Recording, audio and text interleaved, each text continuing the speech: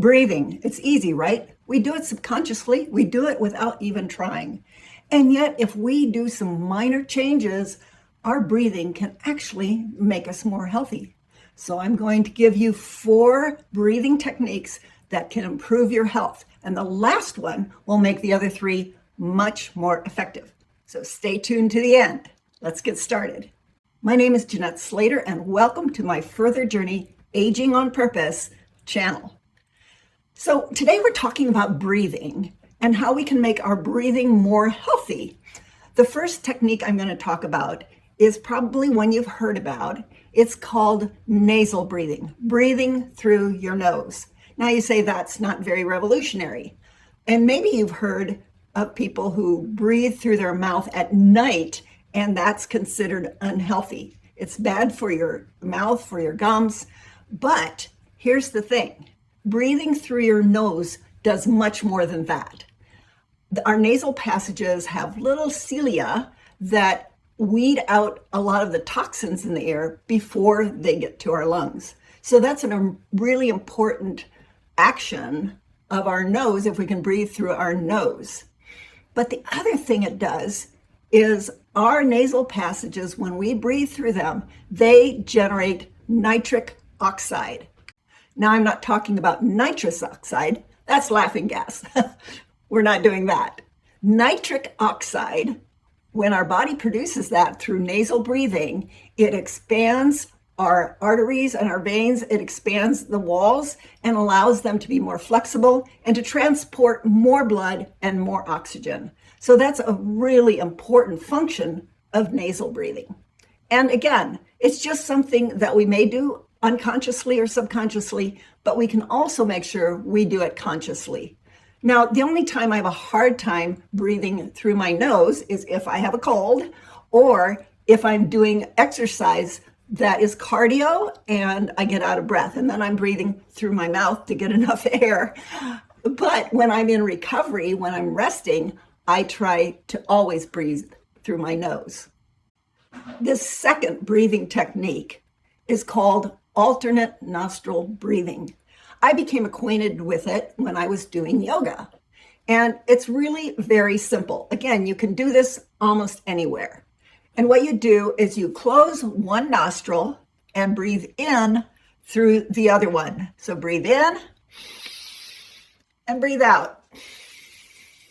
Then just switch sides. Breathe in and breathe out. And just keep switching sides for maybe 10 times. Well, what does that do? It does a lot of what these other breathing techniques do. It calms and balances our nervous system. So if you're under stress, this is a good way to calm down and de-stress.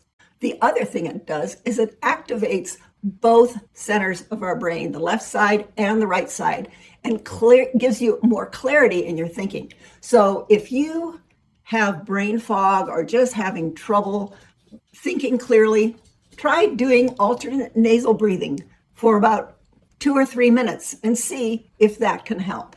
The third technique is called timed breathing. And there's a couple ways you can do this. One way is to breathe in for a count of 4 and then breathe out for a count of 8. The idea is to breathe longer out than you are breathing in. The other way to do this is called box breathing. And in this one, you breathe in for a count of 4, you hold it for a count of 4, you breathe out for a count of 4, and you hold it for a count of 4. So it's 4, 4, 4, 4. I do some variations of that. Sometimes I breathe in for 4, hold it for 4, and then breathe out for 8, because I want to get all the carbon dioxide out of my system, out from the bottom of my lungs. Like the other kinds of breathing, this also resets your nervous system through your vagus nerve and puts you in parasympathetic mode. It's your rest and digest mode. This can lower your blood pressure and regulate your heartbeat. When your parasympathetic system is activated, it signals your body to de-stress and just settle into that rest and digest.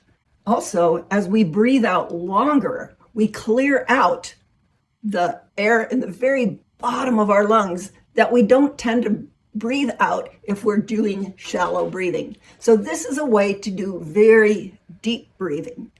And again, it calms you down, it lowers your blood pressure, it helps your body circulate your oxygen and your blood better. Then your lungs are ready for that fresh influx of good oxygenated air. This fourth style of breathing makes the other two kinds of breathing even more effective. If you've ever taken voice lessons, you've probably been told to breathe into your diaphragm, your belly. And yet, when I was growing up, we were always told to stand up straight and suck in your belly. And so this kind of is a turn on maybe what you grew up with. It's certainly different than what I grew up with. So belly breathing, you can actually feel your tummy, your belly expanding instead of just your chest expanding. So in order to do belly breathing, you really have to sit up straight or stand up straight, because if you're bent over, it scrunches your diaphragm and you won't be able to breathe deeply. So sit up very straight, lift your rib cage, and breathe all the way down into your belly. And when the diaphragm sinks down, it draws more air into your lungs, into the deepest part of your lungs, where there are a lot of blood vessels just waiting to suck up that oxygen. Breathing like this actually gets more blood to your heart and better circulation throughout your body. And finally, using your diaphragm to breathe in the air, your diaphragm, that movement up and down of your diaphragm is massaging your internal organs and giving them a nice massage. This helps digestion. It reduces acid reflux if you have problems with that, and just gives you better motility. So it's actually activating your whole body, not just your lungs.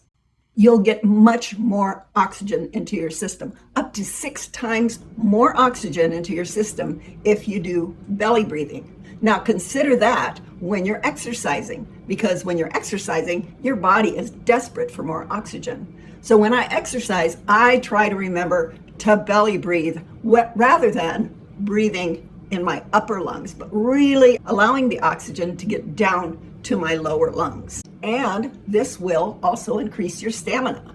So practice belly breathing. You might try taking a thick book and putting it on the floor and laying on top of it and breathing in a way that makes your whole body rise up and sink down again with your breath. Then you know that you're belly breathing. If you combine the belly breathing with the nasal breathing, the alternate nostril breathing, and the timed breathing, you can be more effective at getting oxygen into your body and getting it around your body and for your body to use that oxygen, including your brain. And that's a good thing for your health.